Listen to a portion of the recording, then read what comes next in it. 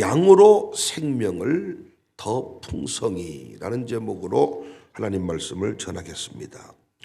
우리 예수님이 지난 시간 말씀에 의하면 절도와 강도를 따르지 말라 이렇게 말씀했죠. 왜 절도와 강도를 따르면 안 됩니까? 당연히 도둑질하고 멸망시키기 때문입니다. 대신 우리는 선한 목자의 인도를 잘 받아야 합니다. 그래야 양으로 생명을 얻게 하고 더 풍성히 얻게 됩니다.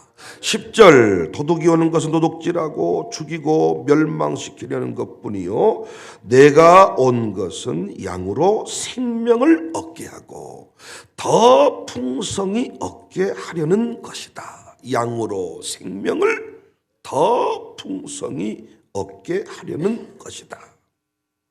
우리 예수님은 피로 값주고 산 양을, 당신의 양을 교회에 위임을 했습니다. 그래서 예수님의 제자는 반드시 교회 안에서 목회를 받아야 돼요. 그런데 이 시대의 많은 신자들이 교회 목회를 거부합니다. 구원 받았지만 목회 영역 안에 들어오지 않는 자들이 많이 있어요. 몇 가지 형태를 소개하는데 다 잘못된 겁니다. 첫 번째 형태는 가난한 신자, 안나가 신자 형태로 목회를 받지 않습니다. 집에서 혼자 예배드리는 거예요. 교회 출석을 하지 않습니다. 두 번째 형태는 교회에 나가서 예배는 드리지만은 목회는 받지 않아요. 우리 교회도 그런 분들이 있죠. 예배는 나오지만 가정교회나 기타 등등의 활동을 일체 하지 않는 사람들. 세 번째 형태는 교회에서 열심히 활동을 해. 아까 두 번째 사람은 예배만 드리는데 세 번째 사람은 열심히 활동을 해. 열심히 활동을 하는데 목회는 받지 않아요. 네 번째 형태는 교회에서 아예 담임 목사와 다른 비전을 선포해. 열심히 살면서 아예 자신만의 목회 비전이 있어요. 앞으로 우리 교회는 이렇게 되어야 한다는 거예요. 이런 교회 되어야 한다는데 목사님의 목회적인 그 선포와 달라. 이런 분들은 제가 어떻게 하라 그랬어요? 빨리 저한테 추천서를 받아서 광신대 신학대학원에 입학을 하셔야 된다. 그런 분이 있거든 저한테 꼭 좀 말 좀 해주세요. 신학교에 입학시켜야 됩니다. 100% 장학생으로. 할렐루야. 마지막 다섯 번째 형태는 교회에서 자신의 파당을 구축합니다. 열심히 사는데 자기 라인을 구축하는 거예요. 이런 신앙생활의 주인공들은 성장이 없습니다. 결국 미혹을 당합니다. 가장 두려운 일은 자녀를 세우지 못합니다. 구원받은 사람은 반드시 교회 안에서 이루어지는 목회를 받아야 돼요. 목회가 뭐냐? 죽은 양을 살리고 살아있는 양은 더 풍성하게 해주는 것. 이게 목회입니다. 우리 교회가 주님의 양을 살리는 교회가 될 수 있기를 바랍니다. 우리 교회는 양들이 풍성해지는 은혜를 누릴 수 있기를 바랍니다. 그래서 우리 교회는 정말 풍성해지죠? 영육간에 얼굴도 커지고 몸도 커지고 모든 것이 풍성해집니다. 모든 부서 가정교회의 목표가 돼야 돼요.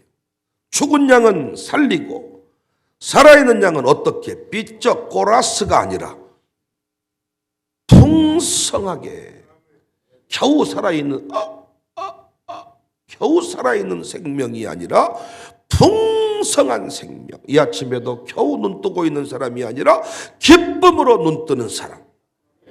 여러분은 잘 모르시죠? 다 큰 눈이 큰 눈 같지만은 이 강단에 설교해 보면 다 다릅니다, 여러분.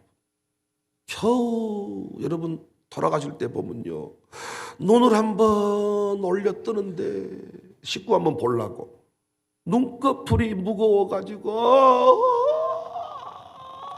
아들이구나. 새벽에 그런 눈이 있다니까요. 쌍꺼풀 수술까지 해가지고 눈은 아주 떼라 커져가지고, 이야, 우리 교회는 그런 양들이 없기를 바라요. 풍성한 양들, 넘치는 생명을 누리는 양들이 되시기를 바랍니다. 여러분 가정교회 모든 양들이 이런 역사의 주인공이 되어야 됩니다. 그러기 위해서는 교회가 선한 목자이신 예수님을 본받아야 합니다. 교회 안에서 이루어지는 목회가 선한 목자이신 예수님의 사역의 모습과 일치되어야 한다는 것입니다. 선한 목자이신 예수님은 첫 번째로 하나님과 깊은 사귐의 관계를 유지하셨습니다. 15절에 아버지께서 나를 아시고 내가 아버지를 아는 것 같더니 나는 양을 위하여 목숨을 버리노라. 목자 사역의 기본 원리는, 강도와 선한 목자의 차이는 아버지와의 관계입니다. 아버지 하나님이 보낸 적이 없는데, 문을 통하지 않았다 그랬죠? 아버지 하나님이 보낸 적이 없는데 지 스스로 나타나서 아들 목자 행세를 하고 있습니다. 그런데 예수님은 아버지 하나님과 친밀한 관계를 유지하셨습니다.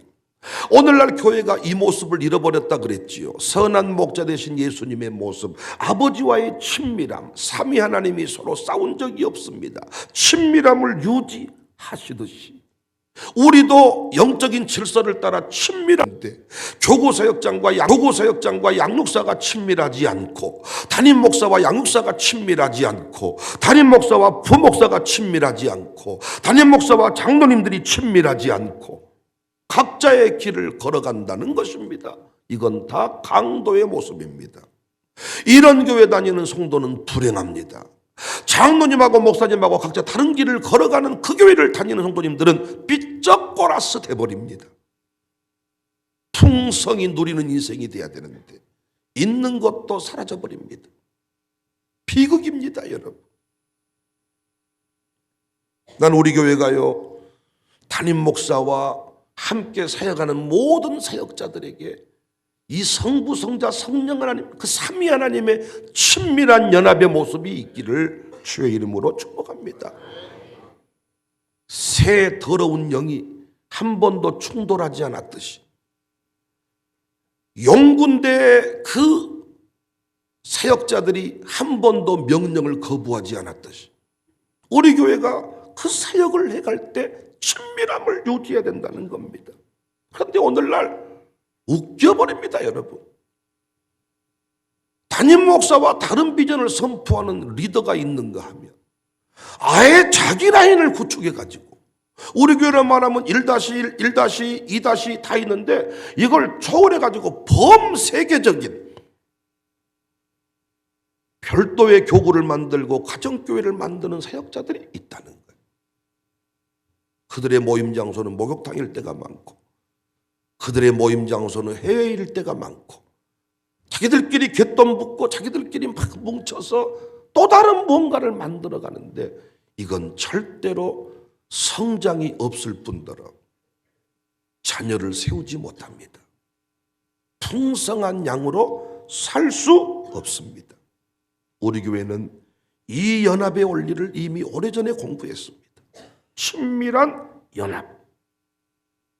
어제도 우리 일교구 처음으로 사역자들과 함께 깊은 애찬회를 나누었는데, 많은 사람과 함께 찬을 떠들썩하게 나누다가 이렇게 친밀하게 서로 더 소수로 애찬을 나누고 보니까 많은 대화를 나누게 됐습니다. 근데 그 안에서도 우리 박예열 장로의 그 깊은 결단의 고백들, 총무들도 고백을 해줘요. 말씀 나눔 시간에 설교 원고를 수도 없이 다듬고 또 다듬고 또 다듬어서 가정교회 식구들 앞에 가는데, 행여라도 내 생각이 포함될까 봐서, 담임 목사님의 가르침과 내가 혹시 다른 가르침을 하는 장로가 될까 봐서 충분히 이해되는 부분이거든요. 말씀이 밖에 있을 때는 아무것도 아닌데 말씀이 내 안으로 딱 들어오면 그때부터 폭발이 일어나거든요. 설교가 그냥 설교인데 이 말씀 나눔을 다른 사람과 하려고 설교를 딱 내 마음에 넣어버리잖아요. 그러면 그때부터 막 폭발이 일어나요. 그래서 그때 자칫 실수할 수가 있으니 옹고를 다듬고 또 다듬고 써가지고 그 안에서 말씀 나눔을 진행합니다. 이것이 같은 마음, 같은 말, 같은 뜻, 그 원리를 이해하는 사람들의 모습입니다. 그런데 거짓 선지자의 특징은 뭡니까? 자신의 양을 만들어버립니다. 영적인 질서를 깨버립니다. 이미 말씀드린 대로 교회에서 열심히 움직이는데 목회 원칙대로 하지 않습니다. 자신의 라인을 구축합니다. 제가 어제도 우리 권사님들을 축복해 줬어요. 우리 교회 권사님들처럼 착하고 목회에 도움이 되는 권사님들이 어디 있냐. 그랬더니 권사님들이 목사님, 권사가 착한 권사 된 것은 여러 가지 이유가 있겠지만은 파당이라고 하는 개념 정리를 해 주었기 때문입니다. 목사님 오기 전에 우리는 우리끼리 모여서 놀러 가고 우리끼리 모여서 개모임도 하고 했습니다. 그것이 얼마나 위험한 줄 몰랐습니다. 그런데 신앙생활을 해보고 이 원리대로 살아보니 그거 아니면 우리 신앙 다 무너져 버립니다. 목사가 아무리 명령을 내려도 파당 쪽에서 정리해버리면 내 말이 안 들어가는 거예요, 여러분. 언니가 말한 대로 살지 내 말대로 살지 않습니다. 얼마나 무서운지 모릅니다. 그래서 결국 목사도 자신의 파당을 만드는 거예요. 그 파당을 이겨내기 위해서 목사가 사택으로 사람을 불러들이고 거기서 밥을 해먹고 거기서 뭔가 축복해주고 사택을 드나드는 사람이 따로 있는 겁니다. 이 사람이 목사 파당. 결국 그 사람은 그렇게 하는 게 교회 섬기는 것인 줄 알지만 나중에 그 사람도 교회를 떠나게 돼. 왜? 수많은 사람이 그 사람을 공격하거든요. 사택에 드나드는 사람을 사택에 못 드나드는 사람이 그냥 두지를 않아. 죽여버립니다, 여러분.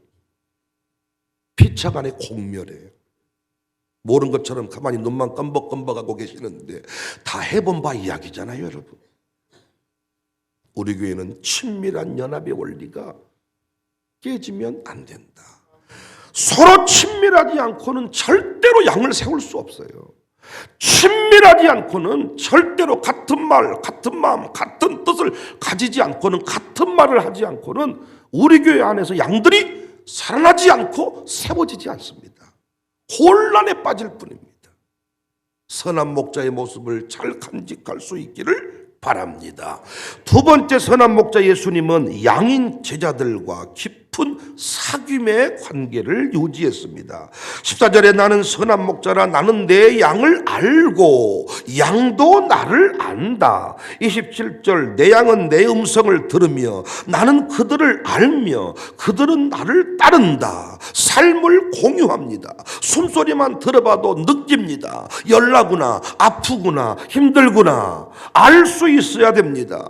성도의 얼굴 표정을 보면 알 수 있어야 됩니다. 삶의 전반에 깊이 관여해야 됩니다. 교회 예배 시간에만 잠깐 만나고 일주일 동안 내내 지 맘대로 사는 존재가 아니라 교회 안에서 내 삶의 모든 것들이 기쁜 일도 슬픈 일도 함께 공유되는 상태. 예수님은 선한 목자이신데 선한 목자이니 혼자 산속에 살다가 때가 되면 나타나신 분이 아니라 예수님들과 함께 드시고 주무시고. 예수님 방구 꼈을까요? 안 꼈을까요? 제자들은 그 방구 소리 들었을까요? 못 들었을까요? 스승과 제자라고 하는 것은 무리는 세미나 끝나면 돌아가지만 스승과 제자는 함께 목욕탕 가서 제자에게 엉덩이를 들이대면서 아야 엉덩이 쪽에 뭐가 났는가 봐야 한번 봐봐라. 이게 제자입니다. 스승의 똥구멍을 무리는 볼 수 없습니다. 그러나 제자여야만 볼 수 있습니다. 여기에서 양육과 성장이 가능합니다. 그런데 이 시대 교회가 왜 양들을 세우지 못하냐? 너무 멀찍이 서 있습니다. 삶에 관여하지를 못합니다. 성도가 때로는 어려운 일을 만나가지고 큰 어려움 만나가지고 죽음을 생각했는데도 교회는 모릅니다. 그래서 제가 극동방송에서 소망의 기도를 진행하다가 그만뒀다 그랬잖아요. 수많은 사람들이 긴급한 기도목들을 극동방송사에 보냈는데 내가 그걸 놓고 기도해 주다가 나 지금 못하고 있는가? 우리 교인들을 위해 다 기도하고 있는가? 그리고 과연 이들은 자기 교회가 있는데 왜 방송국에다가 이렇게 기도 제목을 내놓아야만 되는가? 그거 쉬운 얘기 아니잖아요. 차 운전하고 가면서 그 시간에 방송국에 사연을 보낸다는 게 쉬운 얘기입니까? 왜 이들은 이러고 있을까? 유리방황하는 양들이 많습니다. 친밀한 관계를 잃어버린 거죠. 사역 공동체 이전에 가족 공동체인데 가족으로 살지 않습니다. 웃겨버립니다.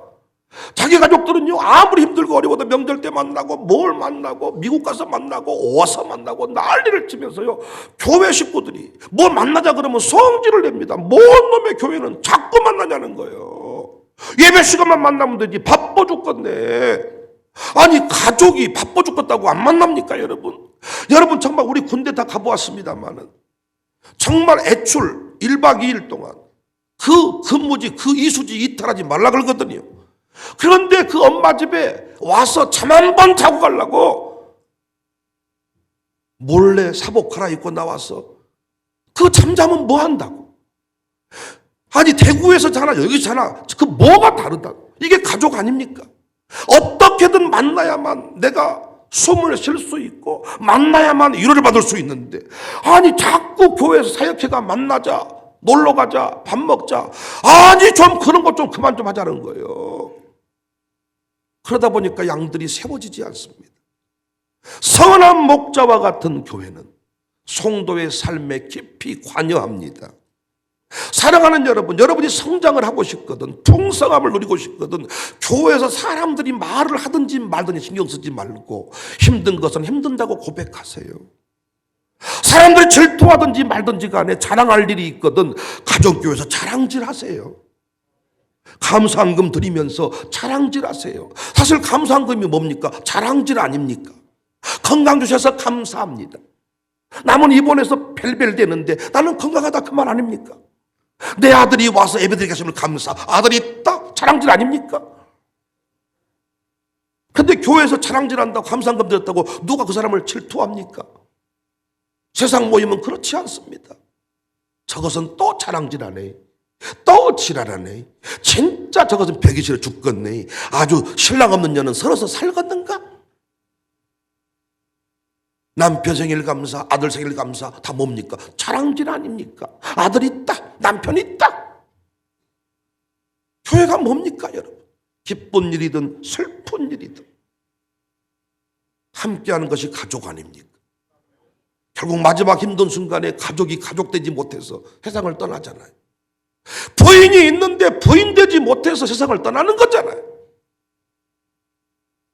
얼마나 쓸쓸합니까 여러분? 교회가요 양을 세우지 못하는 게 뭐냐?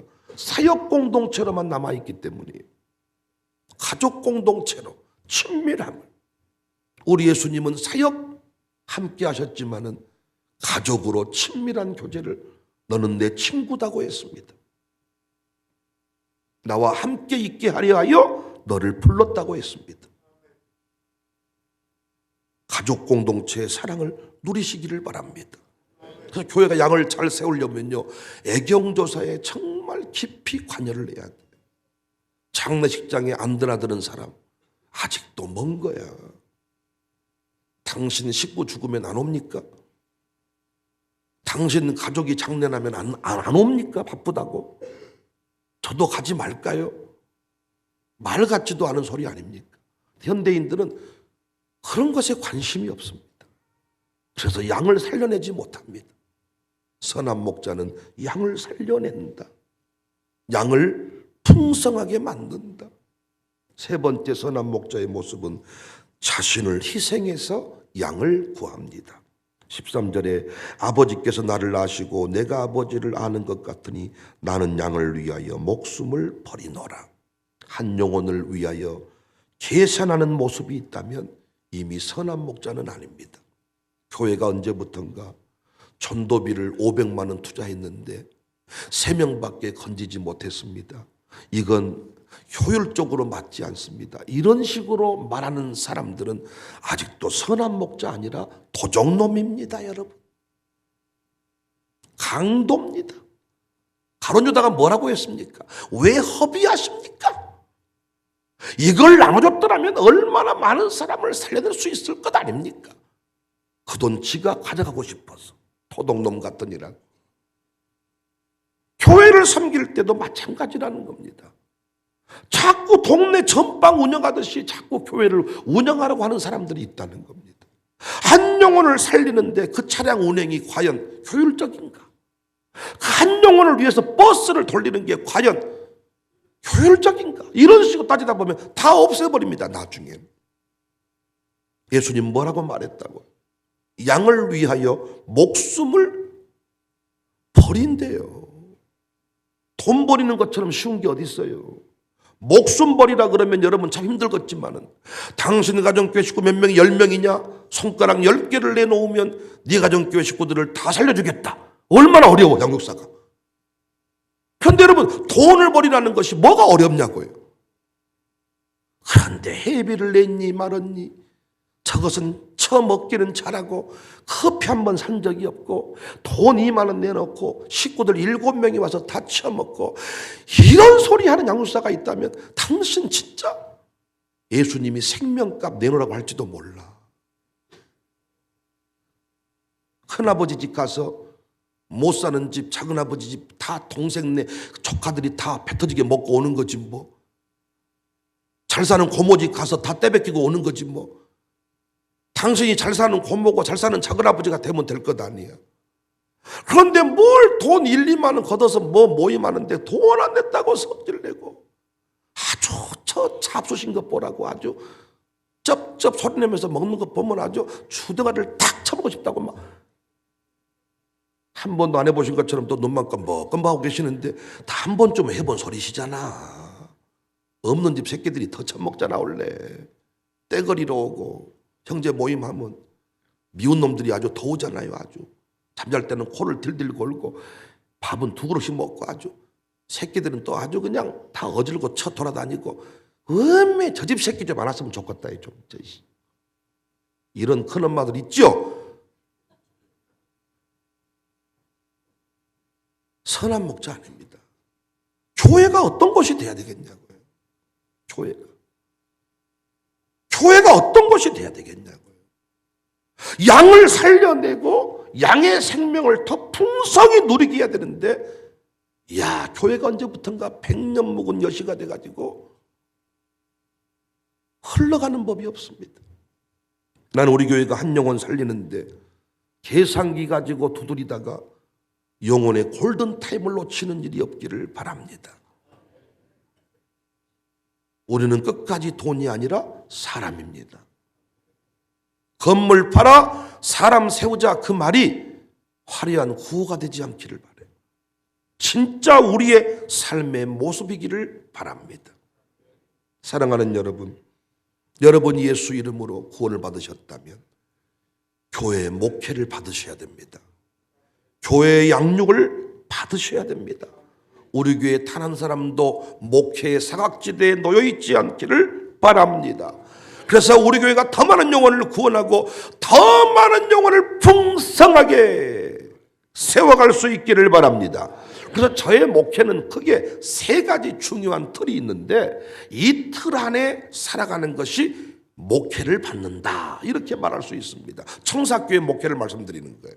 양육사가 이걸 잘 하셔야 돼. 이 목회의 틀을 이해하고 이 목회 안으로 양을 잘 몰아주셔야 돼. 양을 키우는데 목장에 보면요, 개를 한 마리씩 키운대. 그래서 주인이 사인을 주면 개가 먹이를 먹을 때는 먹이 쪽으로 양을 샥 해가지고 몰아주고, 또 뭐 할 때는 해가지고 쫙 들어가고. 양몰이 개. 어떤 의미에서요, 양육사가 이 역할을 하는 거예요. 광고가 딱 나오면 저로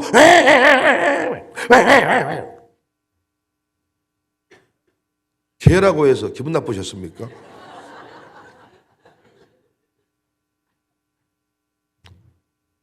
몰아주는 거예요. 제 목회 틀은 첫 번째, 공적인 가르침을 통하여 영혼을 구원하고 영혼을 풍성하게 합니다. 그러니까 저는 어떻게 목회를 하냐. 예수님도 공적인 자리에서 말씀을 가르쳤잖아요. 저도 공적인 자리에서 말씀을 가르친다고요. 그래서 청사교회에서 목회를 받으시려면 살찐 양이 되고 풍성한 양이 되시려면 예배를 통한 공적인 설교 사역에 참여하셔야 돼요. 설교를 듣는데 그냥 듣지 말고 설교 노트를 쓰면서 들으셔야 돼요. 설교 노트를 안 쓴 분이 있는데 내 양은 아니야. 설교 노트를 쓰시면서 그 설교 노트를 중심으로 가정교회 말씀 나눔. 왜? 말씀은 반드시 되새김질이 돼야 되거든요. 말씀을 한 번 듣고 다 기억했다는 사람은 이건 완전 사기꾼입니다. 설교를 20번 들어보면 20번 다 놓치는 게 있습니다. 그래서 말씀의 되새김질이 반드시 필요하기 때문에 설교 노트를 써가면서 설교를 듣는 것입니다. 그리고 설교를 우리 교회에서도 하지만은 제가 다양한 여러 기관들 안에서 설교도 합니다. 부흥회도 가고 세미나도 가고, 그래서 그 자리에 와서 설교를 듣는 것도 목회 영역 안에 들어오는 것입니다. 우리 교회에서 들었던 말씀과 부흥회 때 들었던 말씀이 다릅니다. 왜? 그곳에 모여든 사람들이 다르기 때문에 하나님이 저를 거기에 맞게 쓰십니다. 그래서 양모리케 우리 양육사 사역자들은 멍멍멍멍 어제는 성정중앙교회 그쪽으로 가정교 식구를 데려와서 같이 말씀을 듣는 겁니다. 그런데 요즘에 어때요? 사역자들이 본 예배 자기 예배 드리기도 힘들어. 그래가지고 어디 외부 사역에 어림도 없지. 그러니까 이런 양육사를 만나면 그 집 식구들은 불행한 거야. 이 맛을 모르니까 공적인 사역을 통하여 가르칩니다. 샬롬 스쿨을 세워서 또 가르칩니다. 마룻바닥 영성 스테이를 세워서 또 가르칩니다. 이런 공적인 사역들을 통해서 양들을 살려내고 양에게 풍성한 꼴을 공급을 하는 것입니다. 그래서 꼴을 받아 먹으면서 풍성하게 된다. 들어가면서 나가면서 꼴을 받아 먹는다. 꼴을 받아 먹는 사역. 이게 설교 사역입니다. 두 번째는 개인적인 터치와 깊은 교제입니다.